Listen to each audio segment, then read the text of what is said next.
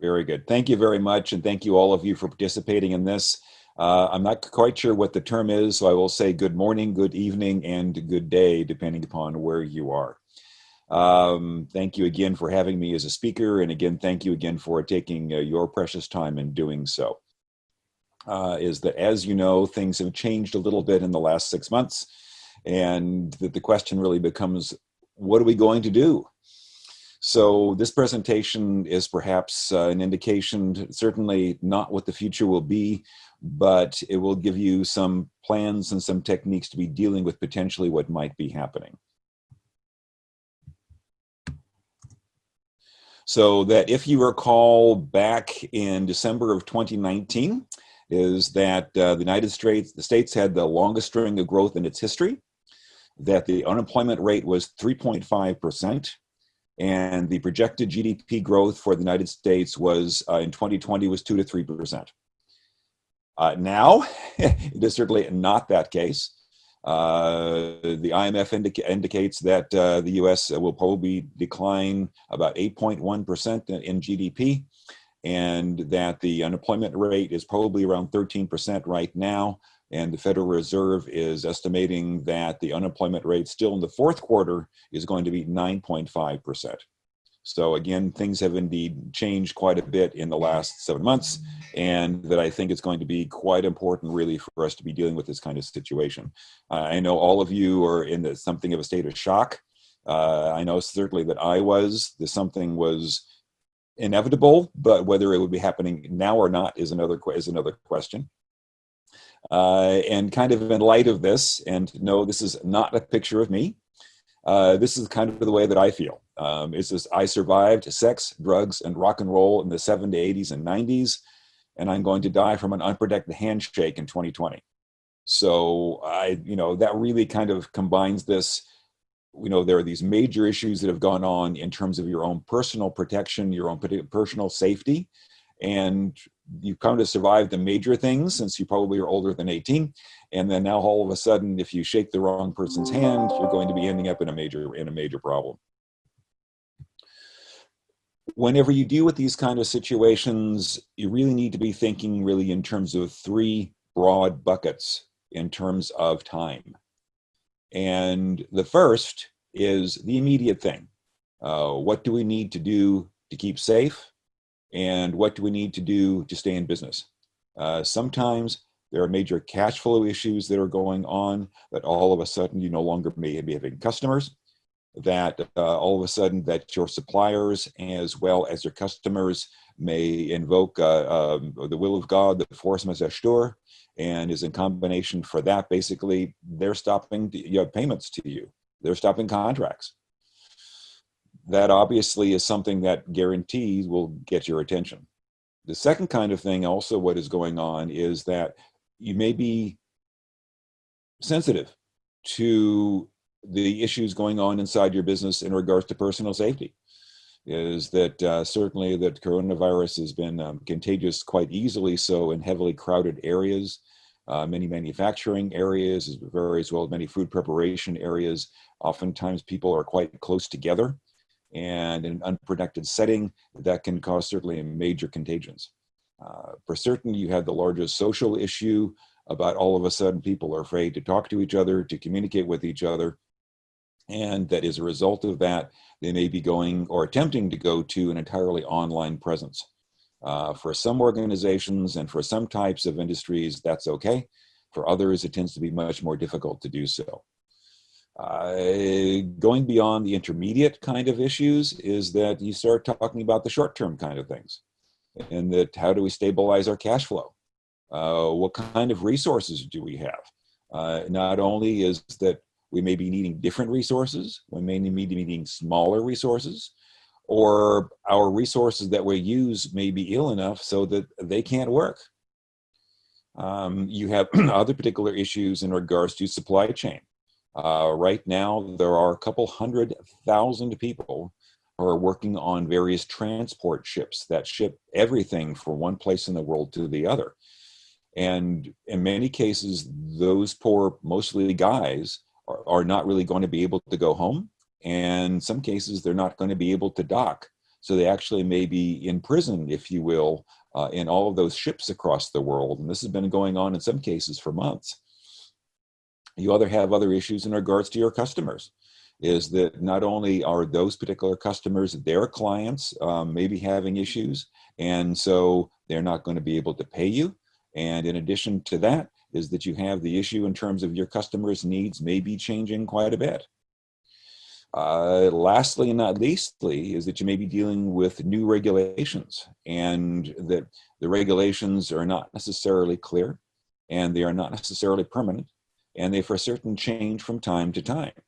And this creates a very confusing situation for certain when you're trying to continue to run a business, but you don't know if you'll be allowed to work at all, whether you'll be able to work only outdoors, or whether you're even allowed to have any customers come into your places.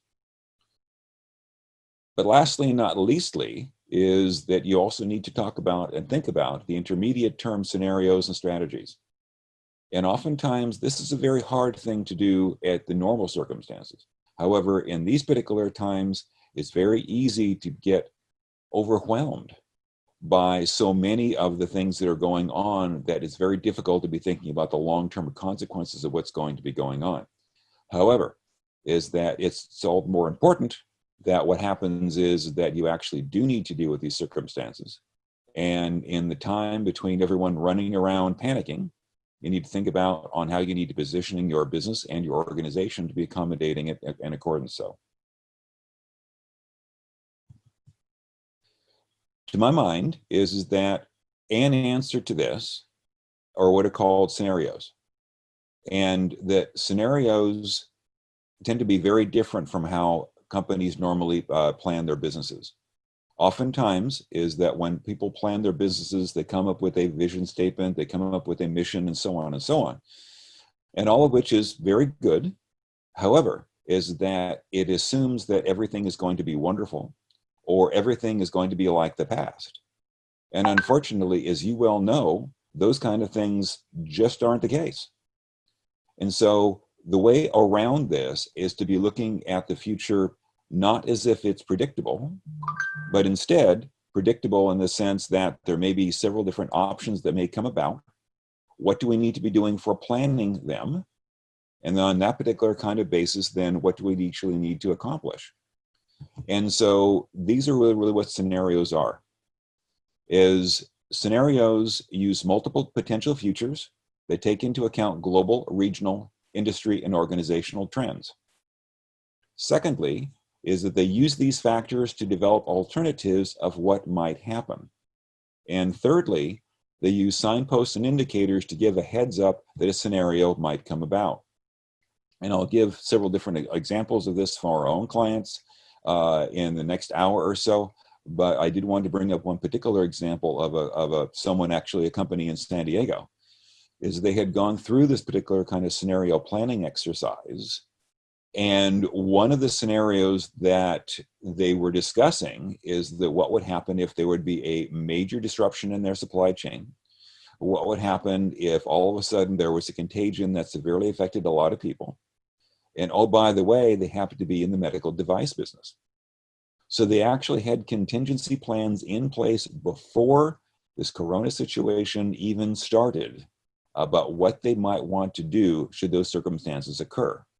And as a result of that, they're able to pivot very, very quickly in terms of getting to have their people move from one place to the other, in terms of even what products they are developing.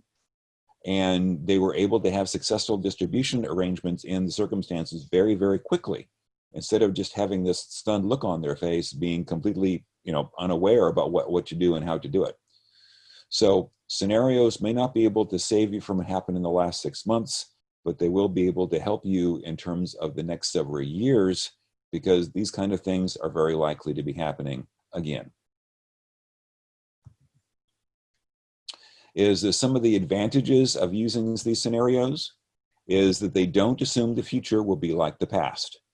And unfortunately, I've seen A lot of companies with a lot of the marketing analysis basically showing these very nice, pretty trend lines saying, okay, this is what's likely to be happening. And to some extent, those trends continue and will always continue. However, is that there are things that very well may be changing from time to time to time that cannot be taken into account if you look at the future as something purely linear extrapolation from the past. It allows for unexpected events rather than just looking at trends.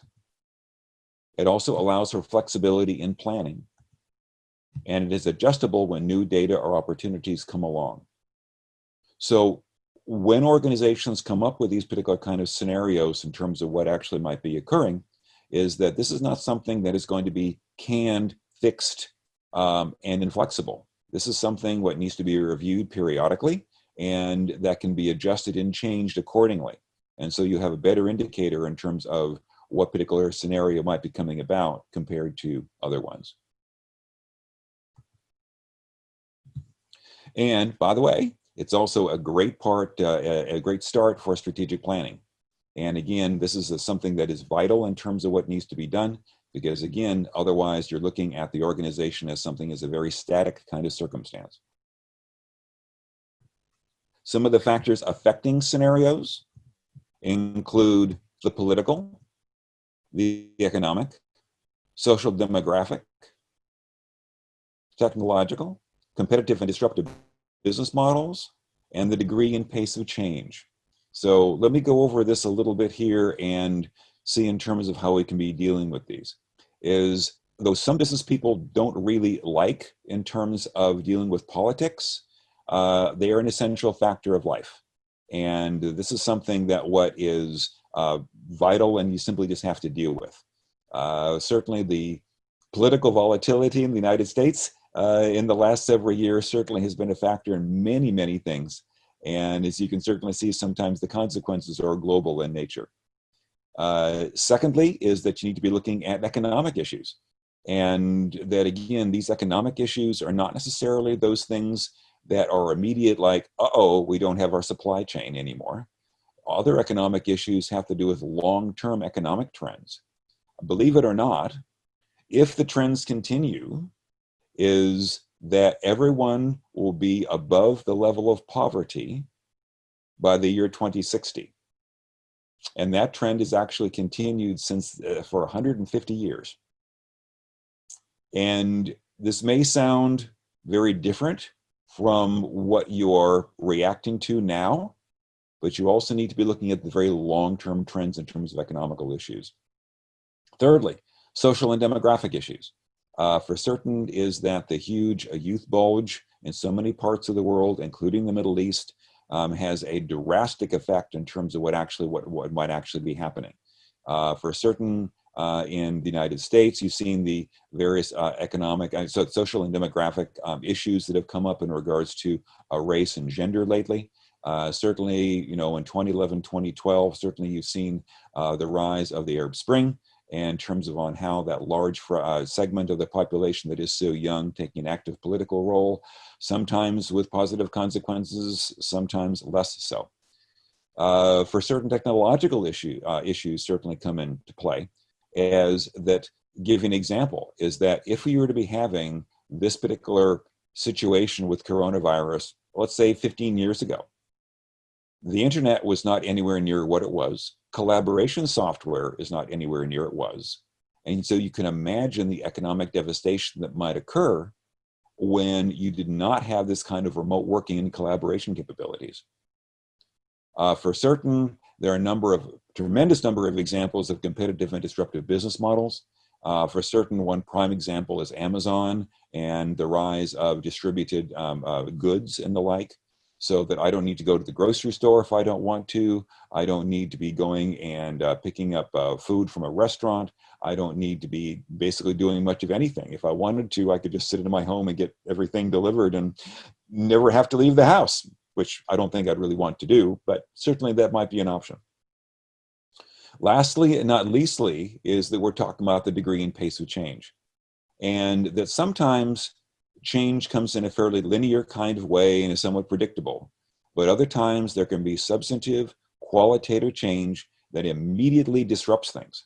And for certain, the situation that what we're in now very much affects that kind of thing. And what I'm going to do right now, as what Mr. Ali had suggested, is that I don't want to let the questions accumulate all at the very end. And so I'd like to open this up for a little while right now to questions, and that where to, and that Mr. Ali, maybe you can ask some of them and I can answer them. All right, thank you very much, Dr. David. And folks, as we had mentioned earlier, if you have any questions, you can always intervene now at this right time, as Doctor has opened the floor for Q&A in the between. So let me go to the question to the participants. There's a caller who has raised a hand. So we have Brother Mohammed Al Mardaf. Brother, you have raised your hand, Mohammed Al. If you can unmute yourself, I've enabled you to talk. Brother Muhammad Al Maruf, can you unmute yourself? You've raised your hand. All right, so let me go to the chat box. Can you share real life example of scenario analysis by Brother Muhammad, Dr. Muhammad? Thank you, Dr. Mohamed, for your question. Yes, for certain, is that I'll get into more detail in a little bit, but let me give one example from one of our clients. Is that one of our clients is a Sony Interactive, that is the people who produce the PS4 as well as all the various games that go on it there. And they have an interesting situation in that there's a question of net neutrality. And I won't go too much into the details of that. But net neutrality is where a bit on the internet can go anywhere, and nobody else's bit has any higher priority than anywhere else. And the rules for this are different from country to country to country. Relatively recently, the United States changed its net neutrality rules, and that may be affecting this. And you're asking, why does this affect games?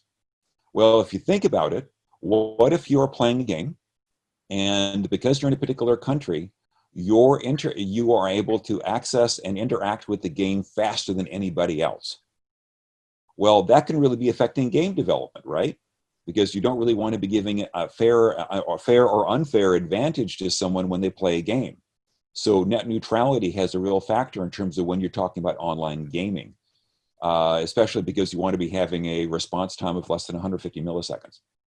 Another particular factor involving in Sony really had to do with the extent to which they wanted to have in-house games developed, that is developed by Sony, versus those kind of various game development houses that produce games. And so you can imagine that there would be a 2x2 matrix in terms of scenarios: net neutrality versus non-net neutrality, in-house game development versus out-house game development. So if you excuse the term outhouse. So in those kind of four scenarios in terms of what we developed for them, and what their response to those scenarios would be, I cannot say. As you might gather, that's confidential information. But that's an example of, in terms of how scenarios can be used, and potentially quite significantly affecting strategy and process. And I know we have a bunch, but we have a bunch more questions too. I see a whole bunch here. Is it Mr. Ali? Yeah, great. Thank you very much. And thank you, Dr. Mohammed, for an excellent question. Let me go to another caller who has raised a hand. We have Mr. Bhovan Shotat. I hope I pronounced the name correctly. Mr. Bhovan Shotat, I have just unmuted you and allowed you to talk. If you can unmute yourself now. Bhovan Shotat. All right. Thank you. Namaste from Nepal. Yes, we can hear you. Could you please introduce yourself and ask the question, please? Okay, thank you. Thank you for Mr. David. There are many factors affecting the scenario of survival scenarios and strategies in the COVID-19. And as you explained that the factors affecting are political, economic, social, and technological. How to use these scenarios in coming days to develop our business or to go good way in future? Yeah, and that's a very good question, and thank you for it. Is that I'll be getting into detail on that really into the next several slides, and talk about a process in terms of how to be dealing with those kind of situations that are there for certain. And so when we get into that in the next few slides, if you have any questions during that particular time, I'd be glad to answer them also. And I think, Mr. Ali, we also have some ones also from the chat area too, besides the Q&A, I think. Thank you, Mr. Bhavan, for a question. So let me go to the question box from Mr. Ahmed Saleh Mukhtar. The quality of simulations will depend on the quality of data collected. How can we improve on that? You know, that's really the Lord question, and I think that I don't think it's a matter of if we can improve it. I think it's really a question of you always have to improve it. You always have to question your models. You always have to question your assumptions. You always have to be looking for, and I think this is the key, for disconfirming data. In other words, you have to be on the lookout for situations that may tell you that what you think is going to happen is going to be wrong. It's a natural kind of thing for human beings to have something called confirmation bias. And so if they think something is right, they look around for information to confirm that they are what they already believe.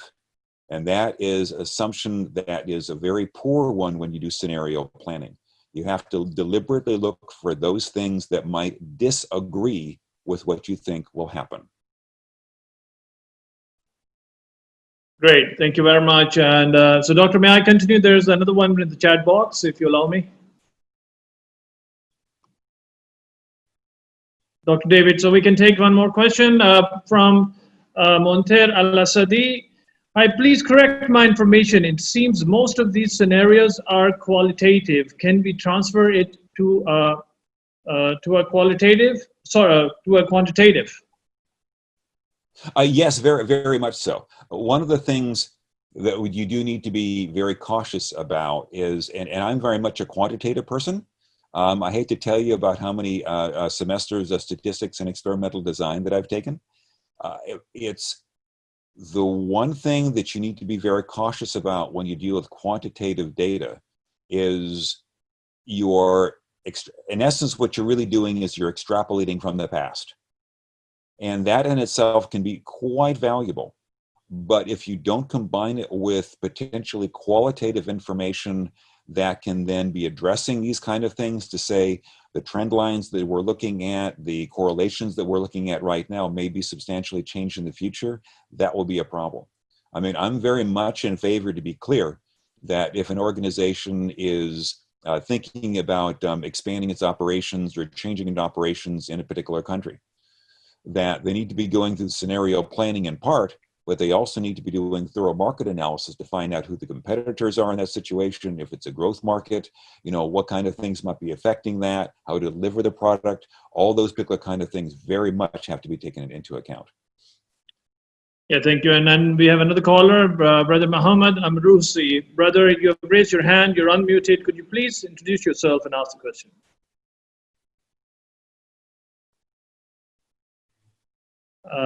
Brother Mohammed Amrusi, can you hear us? Mohammed Amrusi. All right, let me mute him again.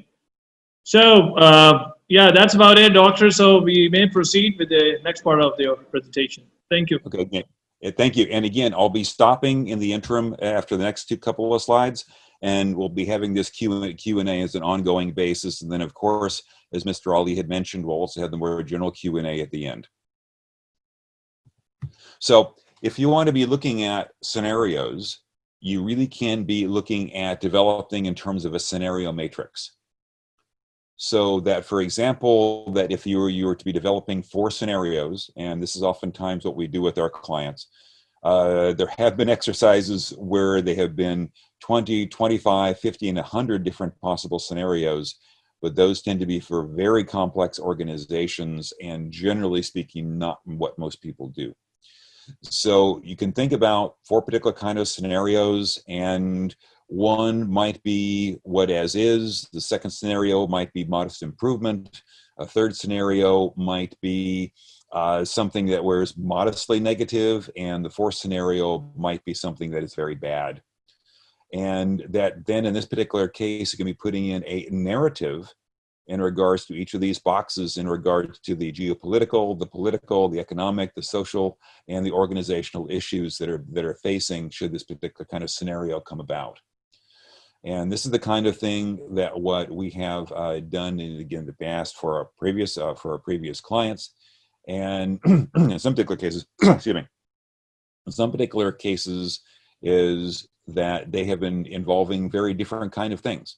What I had mentioned previously is in some of the work that we did for Sony, but the scenarios are not necessarily generic, and they have to be, in some cases, made very specific to a particular industry or a particular location. Is that when we have done these kind of things for our Middle Eastern clients, is that some of the issues that have been raised, for example, is to the extent that Iran might be having nuclear weapons, and to the extent that there might be social unrest in countries that are not used to social unrest, and on how those might interact with each other. And so, like I said, these kind of scenarios are not necessarily generic, but they very well can be made very specific to an industry or a particular location here. And so, as you can imagine, is the developing these kind of scenarios and developing these kind of narratives is not a quick and easy task, and that it does require a fair amount of time and effort to do. And to hark on to what one of the previous questioners had said, this also really has to do with looking at various quantitative kind of issues as well. In particular case in regards to demographics and the like, in the United States, for example, is that the youth bulge that so many third world countries have had for the last decade or so. We had our youth bulge. They're called the baby boomers, and I happen to be one of them.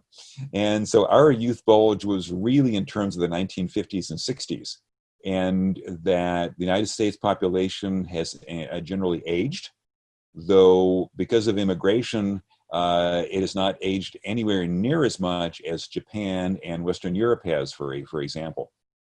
On the other hand, is that even when the youth bulge that the United States had, at most people under 30 were maybe 19, 20% of the population. You know, I know that, for example, in Saudi Arabia, that you have upwards of 2/3 of the population happen to be under 30. And that tremendous youth bulge with all of its risks and all of its opportunities is much more of a challenge in that circumstance. But just give an example that in part because of that youth bulge in the United States in the 50s and 60s, that's also when we had a tremendous amount of social unrest in regards to equality, in regards to the Vietnam War, in regards to gender roles, and so on and so on and so on. And that was really a major disruption in terms of American society. To my mind, generally for the better, but nonetheless, it was a major disruption. And so if you deal with circumstances that where the youth bulge is many, many more times that in terms of proportion of population, you have to think about some very different kind of scenarios in response. For certain is that what we are focused on right now is the economy, and that this is, to use an American expression, is the tail that wags the dog. Obviously, we're all concerned in terms of the drops in GDP, in terms of the mass unemployment that's occurring, in terms of the various mass disruptions, in terms of health and safety and so on are concerned. Now, this is taken from the Wall Street Journal, and that these are some potential economic scenarios is for what actually might be happening. So what everyone is hoping for is a V-shaped recovery. That is, okay, we had a big drop, you know, this quarter and the next quarter, and then everything will be okay. That's a V-shaped recovery. A U-shaped recovery is where you have this drop and you have a very long, slow recovery to what is going on. You also have something of what's called a swoosh-shaped recovery in regards to the Nike emblem, the swoosh that they portray in their advertisements. And that is that where you have a sharp decline, but you have a more rapid recovery than a U-shape, but not quite a V. So in other words, it's not the sudden jump up, it's a gradual recovery, but it's still relatively quick. In the case of a Z-shaped recovery, is that you have a sudden decline. You then, because of various government responses, such as the increased borrowing, such as the Federal Reserve issues, and so on in the United States, so forth and so forth and so on, is that you have this tremendous over recovery. And that is that where things become quite a bit hotter than what they were. And that in itself can certainly cause lots of problems too, because if you have an economy that all of a sudden overheats, then you have issues about inflation, you have an issues in terms of prices, you have an interest in terms of all sorts of potential shortages that are going on and so on. So with the Z-shaped recovery is that you're looking at a sudden decline, a sudden pop up, and then a sudden decline going down, and then finally coming back to trend. With a W-shaped recovery is that you have the sudden decline, you have a pop up somewhat back to normal, but because that increase in GDP and so on was, if you will, artificial, that actually came from increased government spending, debt financing, and so on, that can only last for so long. There's another dip, and then finally, things are kind of coming back to normal. Lastly, and not leastly, is that you have an L-shaped recovery. And that is that where you have a sudden decline and things never really fully recover to what they are. Things slowly improve, but they will never in the foreseeable future actually really progress to where it was in the past. Some of the scenarios in that particular case are suggesting that because of increased government debt loads that we're taking on, that will really put a real break in terms of economic growth in the longer term.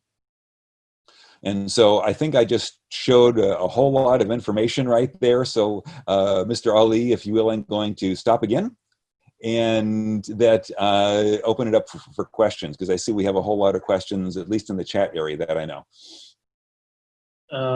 Sure, thank you very much. And let me see, in the chat box, we have a couple of questions. Well, there are... And may I request the folks to please insert their questions in the question box. That would be much easier for me as a moderator to organize the questions, but let me go. We have from Mohammed Al-Masuri, the question is, on which data can we build our predictors scenarios? The old data are not helpful. The actual data are not sufficient and accurate to predict the future. And that and the answer is, to my mind, the answer is that you can't. And in other words, is that what people are looking for, they're looking for certainty when there is none. And that's the reason why you actually have to be developing multiple scenarios, because you cannot come with a certain prediction, but at least you have a general idea about in terms of where you need to go. And so that's where you have to develop multiple scenarios and then update those scenarios, update the indicators, almost on a moment-to-moment basis to find out if there are going to be any inflection points that may be indicating in terms of what is actually going on. All right, thank you very much. And then we have another one from Brother Mohammed. Second, trying to scroll it in the chat box now. From Brother Mohammed Saleh, could you please clarify the curve once again? Could I please clarify the curve? Oh, I take it he means the various graphs and so on the page. Sure, is that again what people are really hoping to happen is a V-shaped recovery. You know, there's a sudden drop, and then all of a sudden, bingo, it's again, and everybody's happy and everybody's fine. The U-shape and the swoosh-shaped ones are more in terms of where there's still that sudden drop is what we faced. And there is a relatively medium-paced recovery back to trend. The Z-shaped recovery is where things have declined. Things go really, really well for a while, but there are consequences to everything going really that well. And there's a decline again in terms of GDP and such. And then finally it gets back to trend. So it's kind of like a bump down, a bump up, a little bit of a bump down, and then going back to what it was before. The W-shaped recovery is where you have the sudden decline. You have things are getting better. Things are getting better maybe for artificial reasons, if you will. So things are declining again, but then recovering to ultimately to what it was going to be. And then lastly, not leastly, you have an L-shaped recovery. That is that where you have the sudden decline and you have a slow improvement of things, but it never really comes back to what the potential was pre-crisis. Thank you. Thank you very much. And then we have another short question from Aridul Rashid. What is the percentage of economic recovery? That's a darn good question.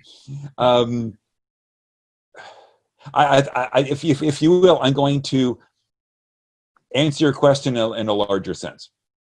Is that I don't think we're going to have a V-shaped recovery. I really don't. I know the politicians really want that to happen, but I don't think it's going to. Simply just the economic dislocation is just too severe for us to be snapping back.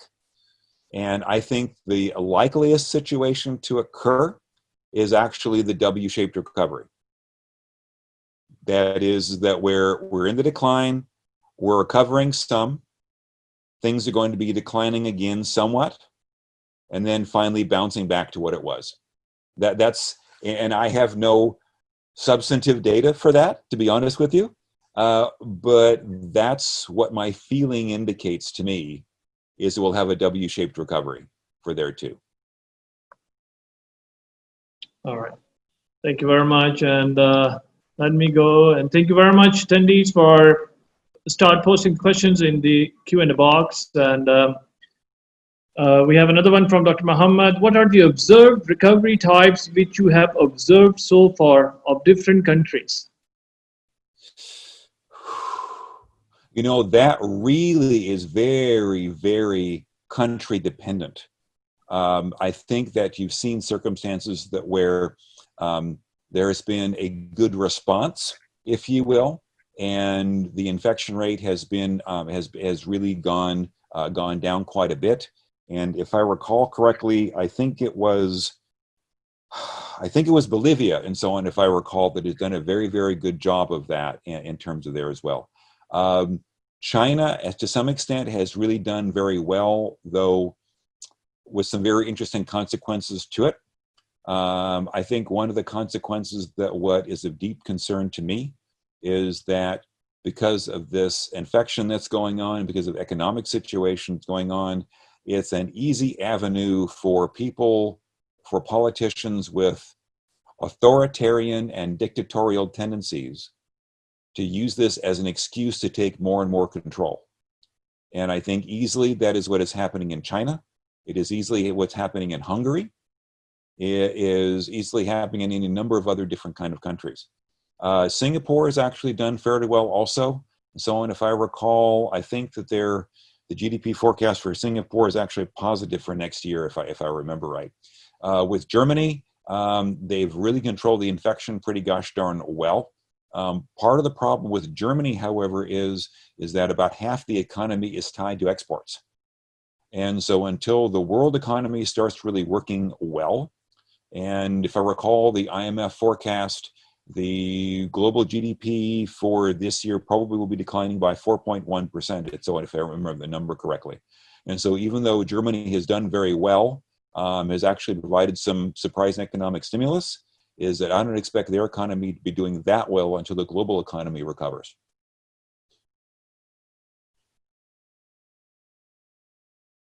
Other questions, please. Yeah, thank you very much. We have another one, sort of a supplementary from Brother Wajdi Abdul Jawad. Which recovery shapes do you expect for the global economy relative to COVID-19 crisis? I believe you have covered it, but if you want to take it again, sir. Yeah, it is that my guess, and it's no more than a guess, my friends, is that we're looking at a W-shaped recovery. Yeah. I really do. That's my guess. Great. Then we have another one from Sister Salma. Salama, what is the possibility of recovery in Egypt and North Africa? Very precise about the countries.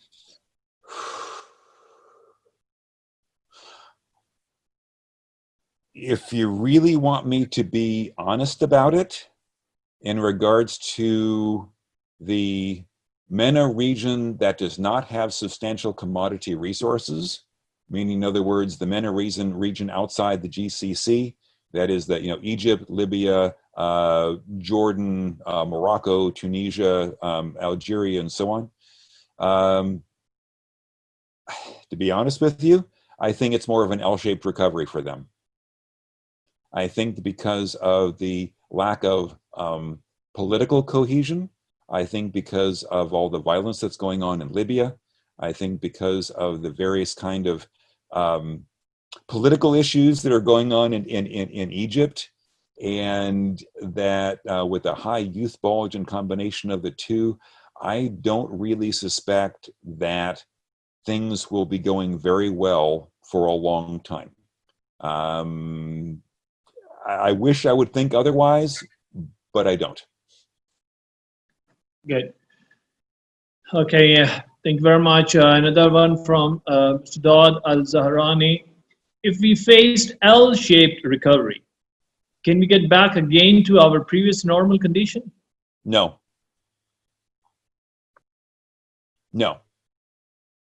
Short Not answer. unless you're talking about several decades. If you're stuck in an L-shaped recovery, you are looking at what was in the 1980s was called the lost decade. And that happened in South America, and that happened in Japan, where they have a combination of very, very slow growth, if at all, very high debt ratios, and things basically just kind of stuck, for lack of a better word. And until something really significant changes, I'm talking about significant political reform, significant economic reform, in terms of that word too, my deep concern is that L-shaped recovery will be around for a long time. All right, thank you. And we have another one from Misfar Al-Maimuni. What is the impact on real estate development, especially the entertainment-focused projects? Oh boy. Yeah, I mean, it's the economic, the entertainment industry and any industry that requires collections of people to be going into large groups. That's going to be quite difficult. I need to kind of put this in context here. That everyone is hoping that, okay, good, we'll have a vaccine, by the end of 2020. And I think there's at least some probability of that happening, but that's not the issue. One is that no one knows in terms of how long immunity will last. Secondly, is that even if you have an effective vaccine, you still have to produce 7 billion doses for everyone to be covered. 7 billion doses have to be produced, and 7 billion doses have to be distributed. And for all those things to occur, to my mind, we're talking about 2023, roughly 2 to 2.5 to 3 years from now before that happens in any significant kind of way. And so I think that the real estate issues, I think that the mall issues and the entertainment issues that are surrounding that and those kind of industries, well, there will be a huge hangover of that for a very long time.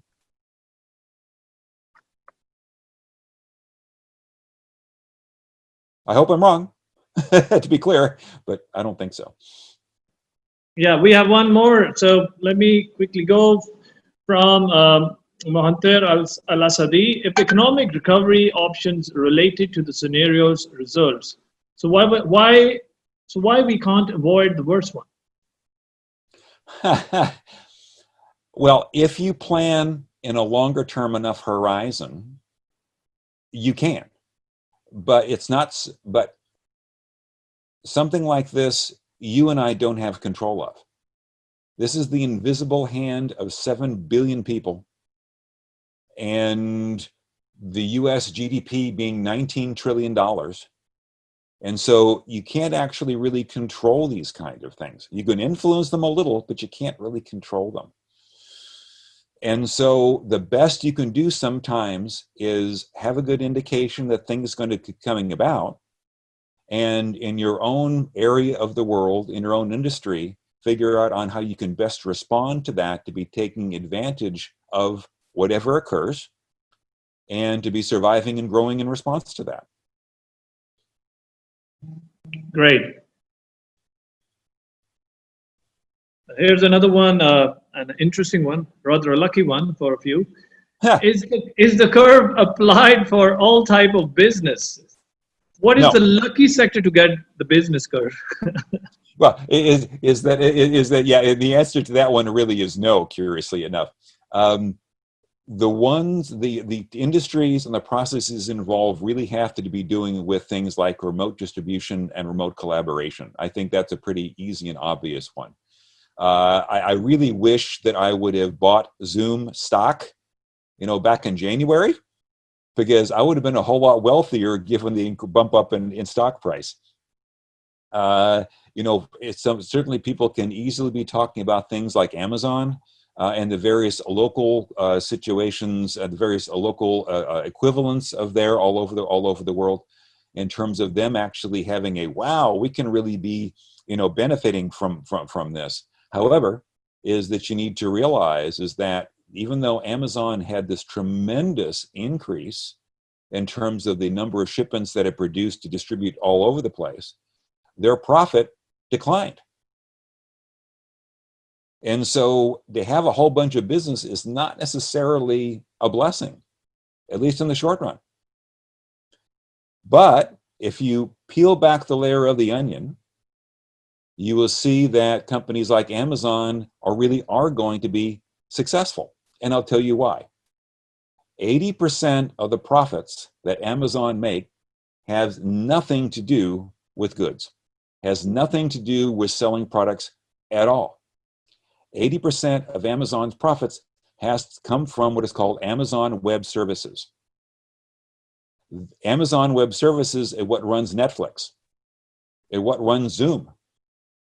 And so Amazon is going to be benefiting not by distributing goods, but by providing the power and the servers from the internet. Great, and we have a supplementary comment from Brother Muhammad Abdul Karim that he thinks it is the communication sector, which includes all the online services. Do you agree, Doctor? Yeah, I think certainly that is one particular place that's an advantage. Let me go back to something that what we talked about 15, 20 minutes ago. And that is that the one area that really has been expanding and actually has been quite profitable is urban warehouse space. And that is that if you have to be distributing all these things, where are you going to be storing them? And so warehouse space in and around urban areas certainly has been a growth area in the United States. I don't know how well that is worldwide. Great. No more questions. So, Doctor, you have any other slides that we may proceed? I've got a number of them here. All right. All right. So is that the other kind of circumstance too that what you also really have is the question of how do you respond to these scenarios, and realizing that depending upon what scenario comes about, your organization may have to be making substantive changes in terms of what they do. And so this is really important to be considering, because just because you have a scenario that comes about that's positive doesn't mean that your organization has the capability to take advantage of it. And what may be a strength in one scenario for your organization may not be a strength, it may actually be a weakness in a different one. Now we start beginning to talk about using the scenarios in terms of strategy and in terms of organizational change. So kind of pivoting to that particular point right here. And so you can imagine, if you will, that when you think about the possible changes that your organization is going to have to incur, you can think really about it in two dimensions. One dimension is the extent of the problem. Is the problem affecting just one or two people, or is it that's affecting the entire company? The other dimension is the severity of the problem. That is that, you know, if a problem is not really that much of a problem, fine, low severity, or this is a, wow, this is a major disaster kind of an issue. And so if you think about it, you're going to be having to be doing different things if you have problems that are of low severity and affect only one or two people, and compare that to if the problem is severe and the problem is quite extensive.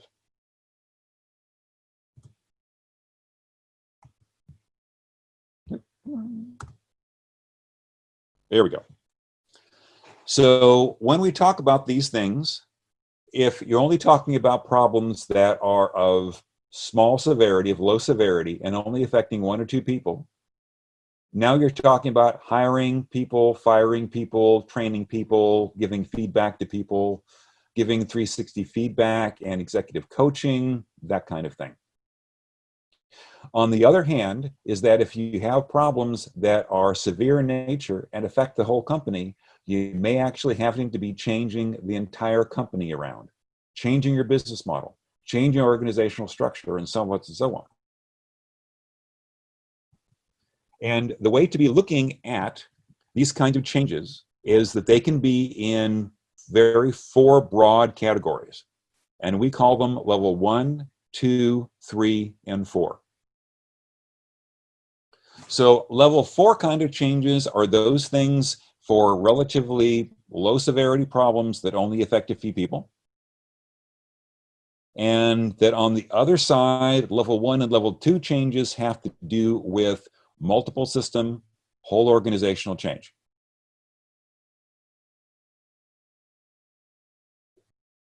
If you remember anything from this presentation, this slide and the next slide, when you talk about strategy and change, are two of the critical ones. Because what very easily can happen, and I hate to tell you how many times I have seen it, is you have circumstances where the CEO reads a book or hears about something, and he says, we have to do this, whatever this is. And it's really not appropriate to the organization at all. He simply is just what's called managing by bestseller. And so he or she gets this new idea, says, we got to go do this. And the reality of it is there are hundreds and thousands of different kinds of management techniques from all over the place, from all sorts of management consultancies. And they all work, but they don't all work in the right circumstances. And so you really need to be tailoring what you are doing to what's actually going to be giving an effect in the organization. One of the most important things to realize, and this is going to be obvious to anyone here, but it's not obvious in this circumstance, and that is if you wish to cut down the grass in your lawn, you don't use a tank. If you want to knock down a brick wall, you don't use a lawnmower. And you're thinking to yourself, well, of course, naturally. But I'm sorry to say, this is what very often happens when you try to institute organizational change, is that people use a tank on the grass and use a lawnmower on the wall. And that's where a thorough assessment in terms of what may occur in terms of scenarios, what the current situation is in terms of your company, and the amount of changes necessary has to be thoroughly looked at to figure out what kind of changes really are going to be appropriate to your organization. These particular 4 levels, as I said, are basically in 4 general broad categories. Level 1 is changing and anticipating the future. And this involves, as what you might guess, scenario planning. I want to emphasize something here, is that it's not just anticipating the future. To some extent, it may be changing it. One of the things, what is a very strange thing on the surface, is that so many technology companies are involved in these small, not well-known standardizing bodies as far as protocols and communication issues and processes. And you kind of go, why would they ever be involved in these small esoteric kind of committees? And the reason for that, because they know that if they can influence the standards for what communication protocols, that is going to be to their advantage to do so. So to some extent, you can actually change the future and make it become what you want it to be, at least in some small sense. For most of us, though, we're talking about anticipating the future rather than changing it. Level 2 is defining and refining your mission and core competencies. And so this is what normally would be described as strategic planning. So what's the mission of the company? What are our core competencies? You know, what do we need to be doing to be achieving those kind of things? But I want to put a caveat here. I want to put in a caution. And that is that what you think is your core competence, what you think your company does really, really well, may actually become a disadvantage if certain scenarios come about. And I'll give an example. Let's take a look at Disney. Disney is considered a very, very successful company. They have made great acquisitions in regards to Pixar, Industrial Light and Magic, Marvel Group, and so forth and so on. So they've had been a powerhouse in the entertainment industry. But the Achilles heel behind that is that all of that assumed that you could get people together in large groups. And as all of us know right now, is that that's not easily done. And their operating profit last quarter dropped 91%. So in this scenario, what was a strength is now a weakness. Level 3 kind of changes basically talk about a fundamental change of business processes. And this, for example, would be such things as restructuring, selling chunks of the company, mergers and acquisitions, putting in a remote collaboration system, changing in terms of how you do enterprise resource planning, changing organizational structure in regards to pay, putting in pay for performance systems, and the like. So that's level 3 kind of changes involved in there. Level 4 kind of changes having to do with incrementally changing what you are already doing. And that is that you think you have a good scenario, you think you have a good strategy, you think you have the major building blocks in place, and that now you just need to incrementally improve what you are already doing. And an example for this, of this kind of technique, is the Lean Six Sigma total quality management kind of aspects to it, where you are systematically, in the statistical sense, trying to improve the quality of your existing products. These kind of techniques can be very, very powerful. I mean, I've been involved in implementing Six Sigma in an aerospace company, for example, and they achieved some tremendous successes in terms of improved efficiency. However, is that making a process more efficient assumes the process should exist. Assuming the process exists, assume that the right strategy is in place of the company. And the strategy in place assumes that the scenario you're coming about is going to be coming.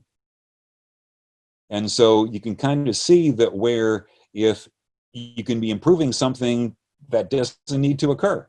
And unfortunately, I'll give an example of that, is that this one particular machine shop, a client of ours, they had done a lot of work in terms of improving the quality and productivity of the parts they were producing. The CFO, this chief financial officer, found out about it, was walking in the shop and said, "I didn't understand why you're doing this. we're going to be shutting you guys down. And so because of that lack of communication, the people in the machine shop had done a whole lot of work for something that no longer needed to be done. So that's on how all of these can be netted together. So I'm going to stop now again and ask for questions, because I know there are a number of questions and so on involved in there. And so, Mr. Ali, if you'll continue with the questions again. Thank you very much. And folks, we are back to the question and answer sessions. So there's one which is again back to the recovery slides that you were showing. How about the oil sector? Is it what will happen? Yeah, that is a darn good question. Is that I think it really depends upon your time horizon. Is that in the longer term, you're talking about the decline of oil usage. That is that oil, as far as a method of propulsion, in other words, gasoline and that kind of thing, that's going to be declining in the long run. The cost efficiencies involved in terms of solar and wind power and the like are already pretty close to being competitive in terms of oil that way. Just a matter of putting the technologies in place for storage and the like to be accomplishing that, though that's a really big challenge.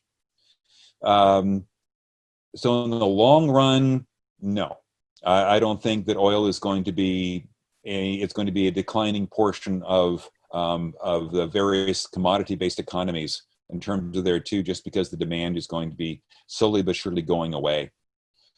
In the very short term, there's some interesting talk going on, and that is that because of the decline of capital investment in the last year or so, that there may actually be a spike upwards in oil next year, because all of a sudden there's going to be all of this supply that's going to be basically not going to be replenished anymore, and there may be a spike upwards in oil prices. Mind you, I don't think that spike is going to be lasting for very long, because what's going to be happening is that U.S. shale oil production will then ramp up again, and the price will again decline. But like I said, I think there's going to be probably a spike in the oil price, maybe about a year or so, but in the long term, it's not going to be viable.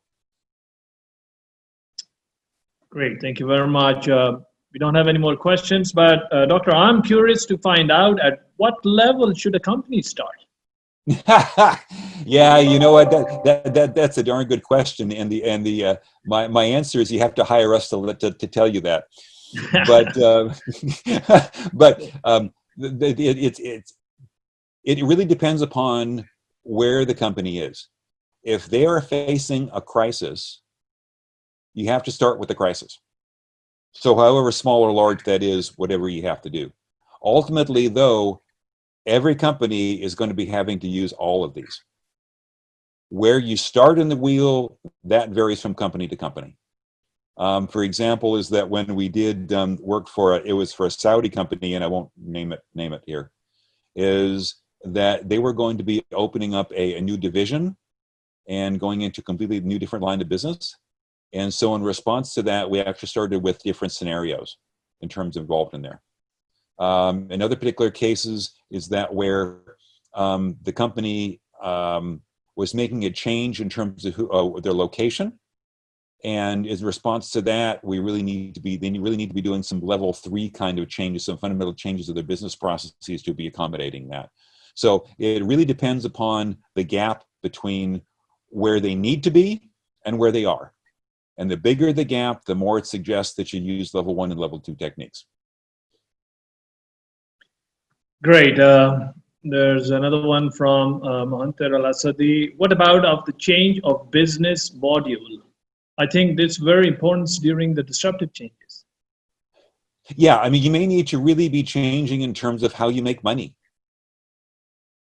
I mean, just to give a quick example, is that so many companies, I'm going to say 3 months ago, regardless of what they were doing, started making masks and plastic protective shields. They had no experience doing any of that. but they literally had to change their business model very accordingly because that's the only way they could make money. Great, great. So there's another one from, it's an anonymous. So the changes in the level 4 considered to be the level with the lowest impact on the organization, as there are not a lot of changes should be happening. Well, yes. I mean, the good news behind level 4 techniques is they're not very disruptive. The bad news is the business may need to be disruptive. And that's really where the problem is. So in other words, the things that are easier to do may not fix your problem. Great. So we don't have any more questions, Doctor. So do you have another more slides? I do. Yep. I do. So let's get back into, okay, now what do we do with all of this? So, I mean, this has been a lot of information just in terms of presenting to you. I mean, that's I granted all that, but then the question about it is, what do you do with that information? What's the process involved in doing that? And this is our strategy and systems change model. And so this builds on and is part of what we were just talking about. Is that the first very step that what you need to do is that a company or an organization needs to be answering what we call the framework questions. And that is that who's going to be the decision-making body? What kind of initial assessment of the company should we do? What kind of change are we contemplating? What kind of information do we need to be gathering? How do we gain consensus? You know, is it just going to be the senior executives saying, you know, we need to be going off in this direction? Or is it going to be more of a consensus building activity? How do we ensure implementation? And how do we evaluate what we've done? So these right here, I said what we call the framework questions that regardless of what the circumstances are, is that really need to be answered. And so that's hopefully one of the entry points to our clients to be helping them answer these particular kind of framework questions. Once a steering committee is formed, one of the decisions what they need to be making is the choice of level question. And that is that do they need to be doing scenario planning? Do they need to be doing strategic planning? Do they need to be changing their business processes? And do they need to be improving what they've already done? And if the business is complex enough, different lines of business may have different answers to this. We've worked with, for lack of a better word, these large conglomerates in the Middle East that have businesses and all sorts of different kind of aspects to this. You know, it's one of the circumstances, you know, where one brother does this one kind of business and this other brother does this and the sister wants to do this. And so you have this business that has all sorts of different parts to it in very different kind of industries sometimes.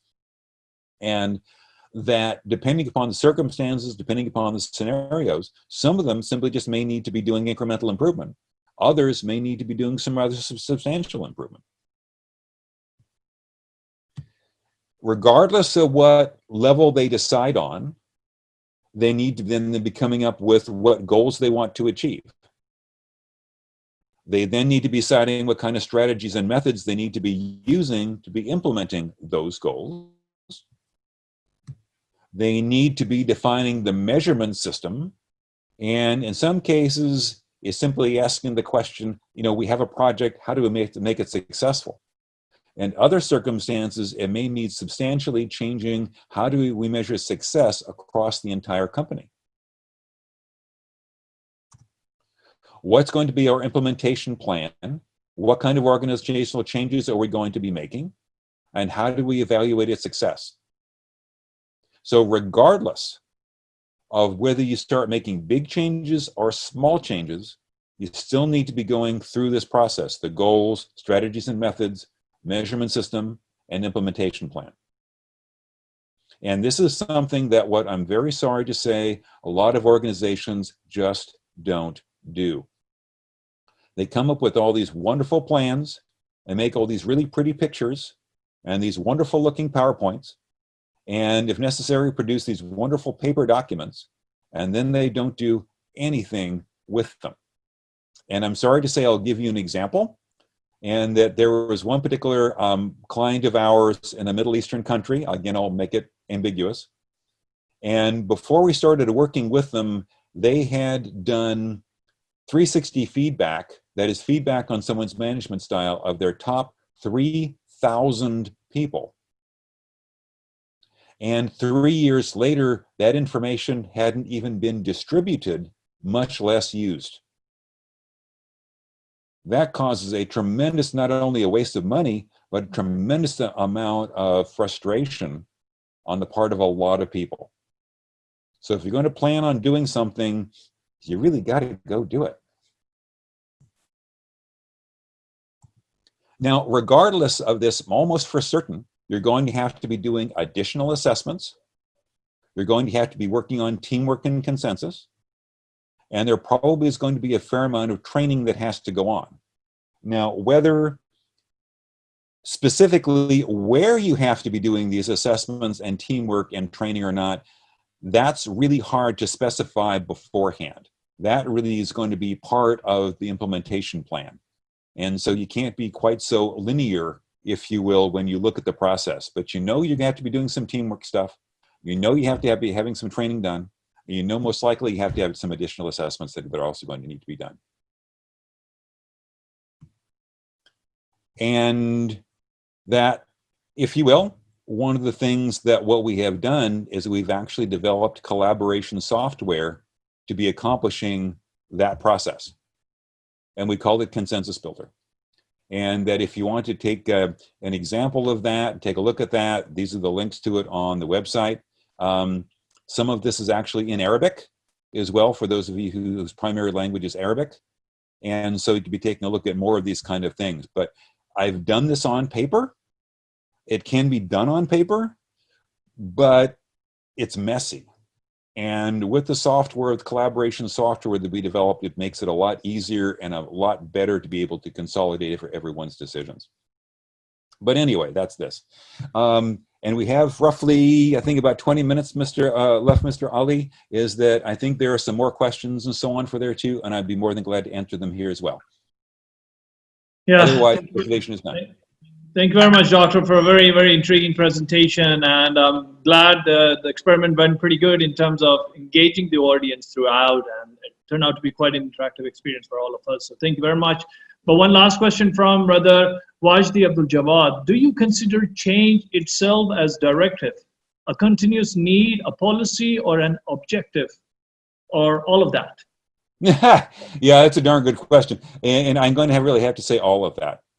And change in and of itself, and when you're starting to talk about major kind of things, really needs to have a plan and a process.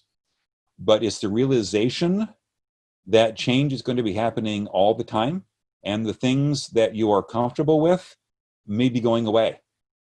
And that's a hard thing for people to deal with in general. And it also is a way to be substantially increasing the feelings of insecurity that they have around their job. So that it really tends to be overemphasized, if you will, in when most people talk about organizational change. But the consensus building involved in terms of actually working together with people, not only in terms of a planning sense, but an ongoing sense, is really vitally important in terms of what needs to be achieved. And I think there's another question by Dr. Al-Zahrani.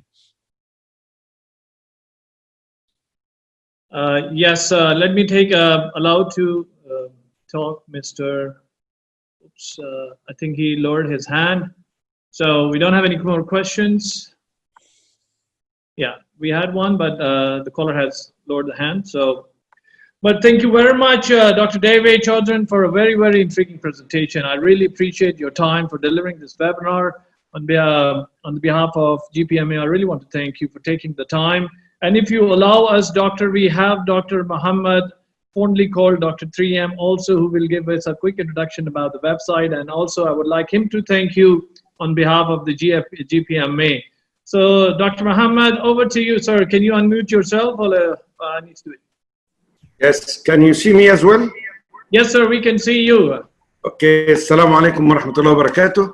Thank you everybody for attending this webinar, and I really appreciate and very indebted to Dr. David Chaudhry for his excellent presentation, very timely, very insightful, and I think the questions and the answer have enriched the presentation very well.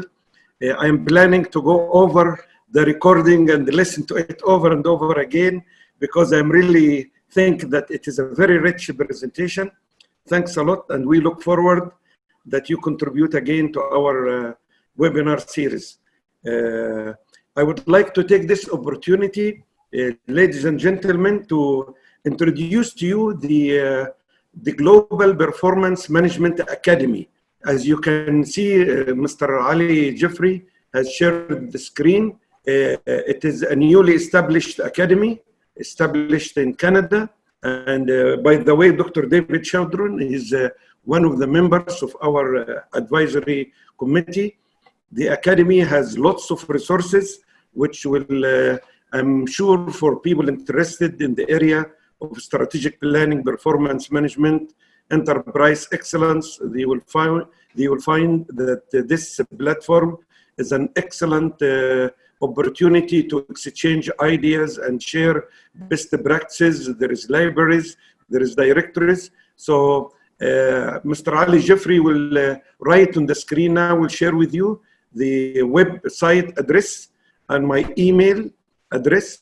And we look forward for you to visit the website and contribute to this, because this is a non-profit initiative and it is a professional society. So we would like this to be a source of crowdsourcing, where everybody will be contributing, like Dr. David did today. We wanted everybody to suggest for us speakers, contribute resources and so on. So Ali, if you can just share the website address. In fact, it's at the top, gpmacademy.org, Global Performance Management Academy.org. And the email, by the way, is just, you put 3M. My abbreviation is 3M. So number 3, yes, this is the one here. So the website is gpmacademy.org, and my email 3m@gpmacademy. I wanted, to have this as an open platform. People can just, write to me if you think that you can contribute to this community. Thank you again, Dr. David, and I look forward to, seeing all of you again in the future programs. Bye for now. Very good. Thank you again. Shukran. Ma'as-salama. Thank you. Thank you, Dr. 3M. And folks, as Dr. 3M suggested, is gpmacademy.org, which stands for Global Performance Management Academy. And you can reach Dr. 3M at gpmacademy.org. We highly recommend to please do visit the website and share your feedback with us. And we really appreciate your time and your attendance for this program also. And once again, thank you, Dr. David Chaudhry, for a very, very interesting presentation. I think everybody thoroughly loved it. We can see from the number of questions, it's nonstop. And we are recording this, so all the recorded version will be shared with all the attendees. And we hope to keep Dr. David continuously engaged on this platform. So once again, thank you very much, Dr. David. Any quick concluding remarks that you would like to give before we dismiss out, Dr. David? No, sir. Again, thank you so much. Thank you so much, and inshallah, I'll be working with you again. Thank you again for your time. Thank you very much, and thank you all for attending this webinar. So please stay tuned to gpmacademy.org for accessing the recorded versions, and even about the upcoming webinars we'll be announcing on the website. So with that note, I would like to end and conclude. So you all have a good day, good afternoon, good evening, wherever you have dialed in from. Wassalamu alaikum wa rahmatullahi wa barakatuh. Thank you very much.